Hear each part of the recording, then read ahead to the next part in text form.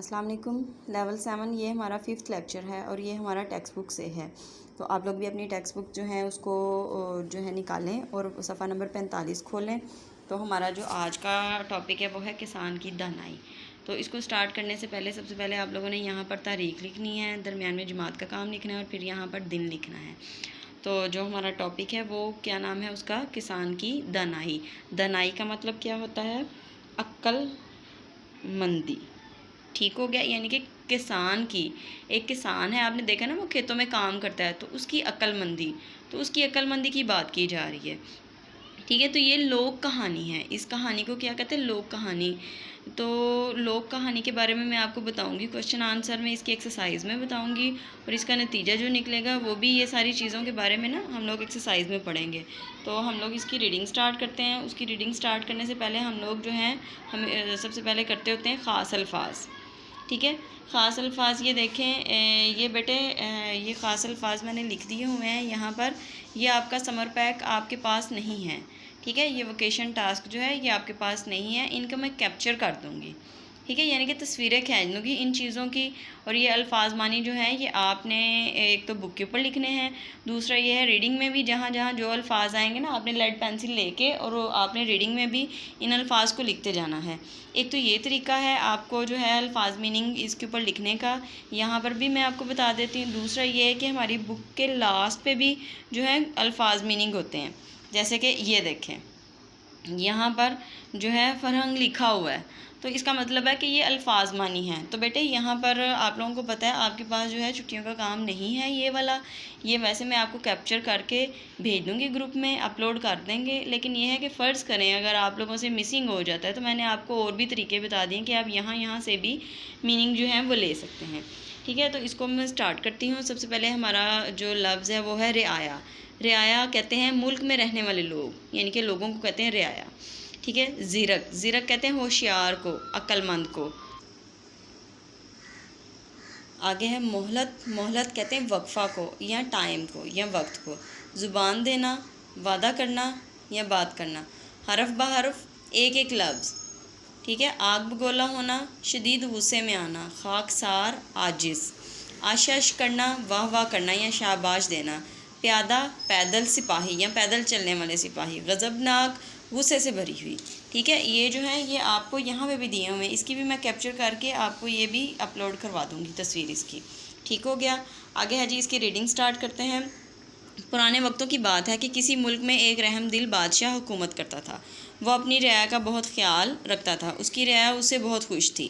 بادشاہ کبھی کبھی اپنے محل سے باہر نکلتا، وہ عام لوگوں سے ملتا جلتا، ان سے باتیں کرتا اور ان کے حالات دریافت کرتا۔ ایک دن بادشاہ کسی گاؤں کی طرف نکل گیا، اسے ایک کسان نظر آیا، وہ اپنے کھیت میں کام کر رہا تھا۔ بادشاہ نے کسان کو سلام کیا۔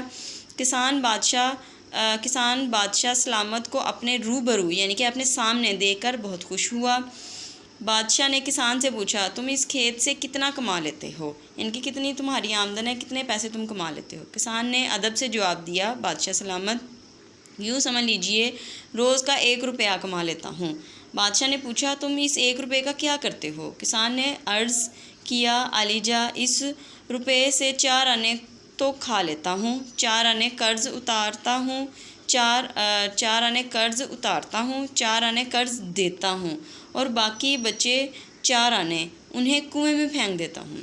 بادشاہ نے کہا، میری سمجھ میں تمہاری بات نہیں آئی، مجھے اس کا مطلب سمجھاؤ۔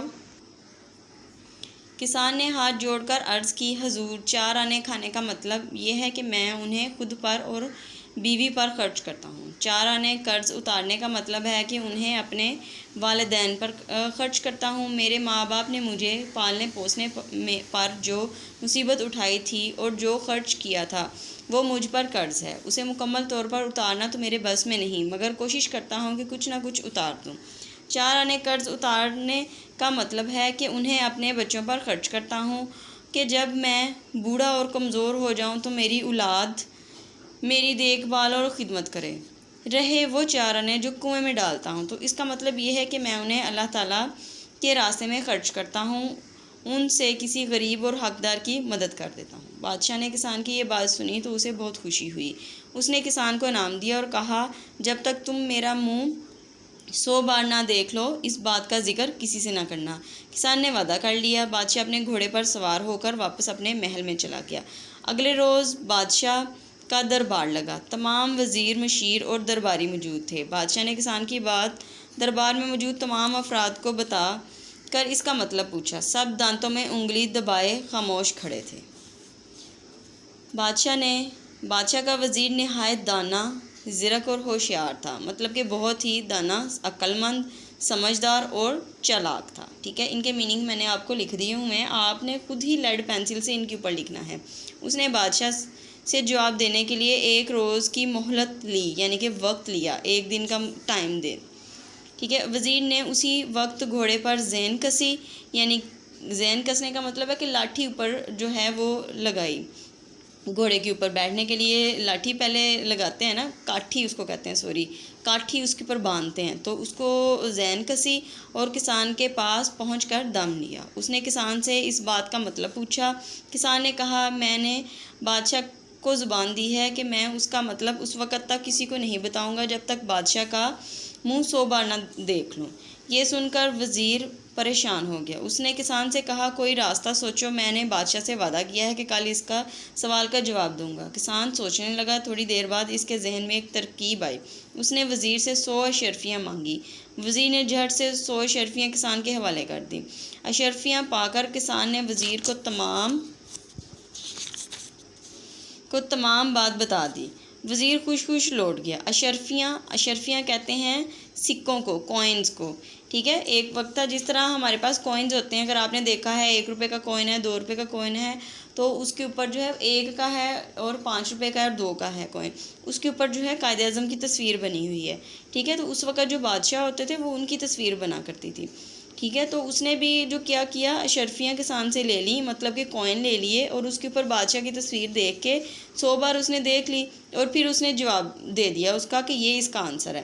وزیر خوش لوٹ گیا، یعنی کہ خوشی سے وہ واپس محل آ گیا۔ اگلے روز دربار لگا۔ بادشاہ نے وزیر سے سوال کا جواب پوچھا۔ وزیر نے کسان کی بتائی ہوئی بات حرف بہ حرف، یعنی کہ ایک بات جس طرح کسان نے اس کو بتائی تھی اسی طرح اس نے بادشاہ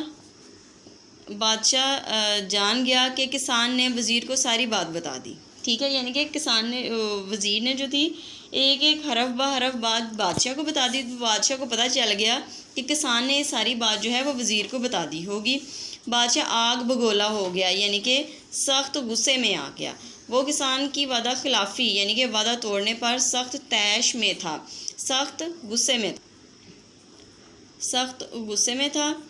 اس نے کسان کی طرف فوراً پیادے بھیجے، یعنی کہ پیدل جو تھے نا اپنے سپاہی بھیجے کہ فوراً جاؤ، اور سپاہیوں کو بھیجا، اور زیادہ وقت نہ گزرا تھا کہ پیادے کسان کو لے کر بادشاہ کے دربار میں حاضر ہو گئے، یعنی کہ وہ کسان کو لے کر آ گئے۔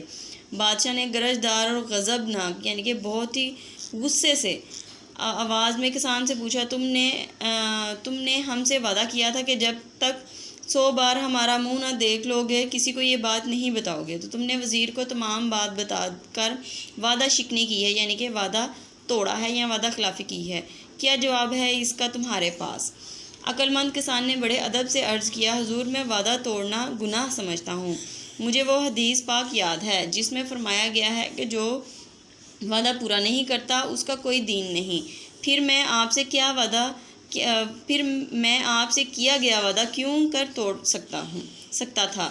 بادشاہ نے پوچھا، کیا تم یہ کہنا چاہتے ہو کہ تم نے وزیر کو ساری بات نہیں بتائی؟ کسان نے جواب دیا، عالی جاں، میں نے وزیر کو تمام بات بتائی ہے، لیکن کیا تم نے ہمارا منہ 100 بار دیکھا جو ساری بات وزیر کو بتا دی؟ بادشاہ نے کسان سے سوال کیا۔ جی ہاں، بادشاہ سلامت، اس خاکسار نے، یعنی کہ مٹی کے بنے بندے نے یا عاجز یا کمزور بندے نے اپنے عالی قدر بادشاہ کا یا بہت ہی بلند رتبے والے بادشاہ کا منہ 100 بار دیکھنے کے بعد ہی ساری بات بتانے کی ہمت کی تھی۔ کسان نے ادب سے جواب دیا، لیکن مجھے 2 پرسوں کے بعد تم پہلی مرتبہ آج مل رہے ہو، پھر تم نے ہمارا منہ 100 بار کیسے دیکھ لیا؟ بادشاہ نے حیرت سے سوال کیا۔ کسان نے کہا، بادشاہ سلامت، میں نے بات بتانے سے پہلے وزیر سے 100 اشرفیاں مانگی تھی، ہر اشرفی پر آپ کی تصویر کندہ ہے، یعنی کہ بنی ہوئی ہے۔ میں نے ہر اشرفی پر بنی آپ کی تصویر کو دیکھا، اس کے بعد میں نے وزیر کو ساری بات بتا دی۔ کسان کا یہ جواب سن کر دربار میں موجود لوگ بادشاہ کی کسان کی دانائی پر اشش کر اٹھے، یعنی کہ بہت خوش ہوئے، ان کو شاباش دی۔ بادشاہ بھی کسان کی عقل مندی سے بہت متاثر ہوا، یعنی کہ اس نے بھی بہت زیادہ اثر انداز ہوا اس سے۔ اس نے کسان کو وزیر مقرر کرنے کا اعلان کر دیا، یعنی کہ اس نے کہا کہ کسان جو ہے وہ میرا وزیر ہوگا۔ سب نے بادشاہ کی اس فیصلے کو سراہا۔ سراہا کا مطلب ہے حوصلہ افزائی کی۔ یہ بھی میں نے آپ کو جو ہے میننگ بتا دیا ہوا ہے۔ دربار میں موجود تمام لوگ کسان کو وزیر بننے پر مبارکباد پیش کرنے لگے۔ ٹھیک ہے، یہ کہانی کہاں سے لی گئی ہے؟ متحدہ ہندوستان کی لوک کہانی سے لی گئی ہے۔ آپ نے یہ کہانی جو ہے یہ پڑھنی ہے، یہ بڑی انٹرسٹنگ ہے بیٹا، تو اس کو 2 سے 3 بار اس کی ریڈنگ کریں، ان کے میننگ لکھیں، اور اس کا جو خلاصہ ہے، اگر آپ لوگوں کو ویسے اب تک پریکٹس ہو جانی چاہیے ان کے خلاصے لکھنے کی، تو آپ نے ان کا خلاصہ جو ہے وہ خود سے جو ہے لکھنا ہے۔ خدا حافظ بیٹے۔